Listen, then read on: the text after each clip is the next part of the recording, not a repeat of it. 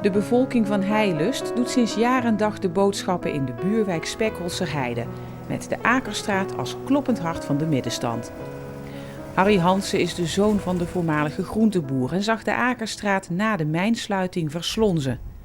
Onlangs is het winkelgebied opgeknapt. En kom je nog vaak op Spekkelserheide, Harry? Nou, eigenlijk heel erg weinig.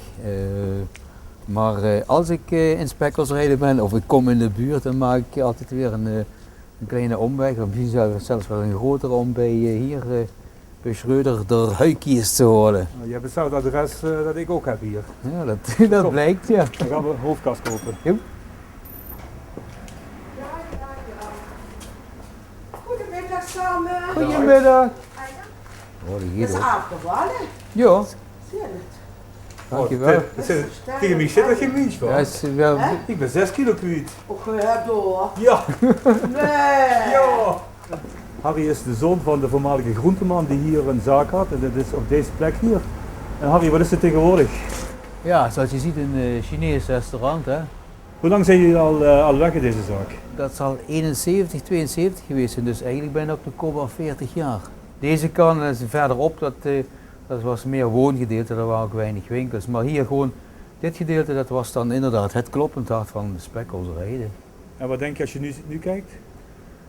Het valt me eerlijk gezegd een beetje mee.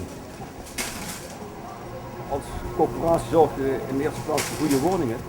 Maar als het voorzieningenniveau in de buurt niet naar behoren is, als de stad slecht is, dan willen mensen ook niet in die woningen wonen. En dat is de reden waarom we ook bij de gemeente er ons er tegenaan bemoeien.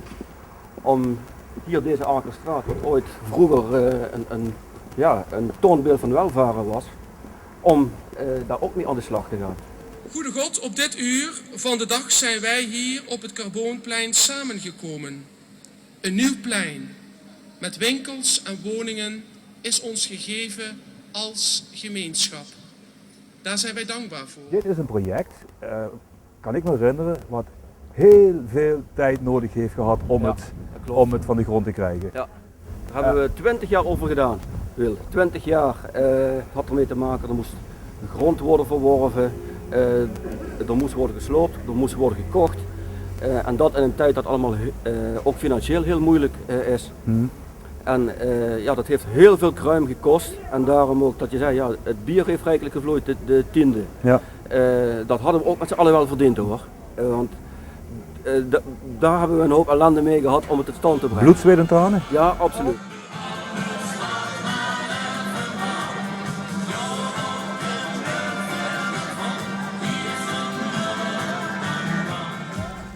Deze kant is gewoon een heel mooi plein gemaakt. Ik vind het gewoon heel hartstikke mooi.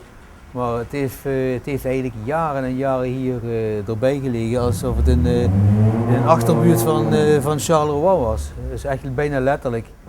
De huizen die hiernaast waren, die zijn met Café het Wieltje ook wel bekend. Die zijn jaren achter elkaar dichtgetimmerd geweest en het was gewoon geen zicht. Maar nu ziet er eigenlijk, het zit een beetje in de lift. Opletten in de naam van de Vader en de Zoon en de Heilige Geest.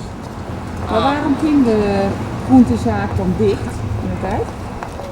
Ja, dat had volgens mij twee redenen. Mijn vader had een hartinfarct gehad, dus ja, fysiek was het dus ook een beetje minder geworden.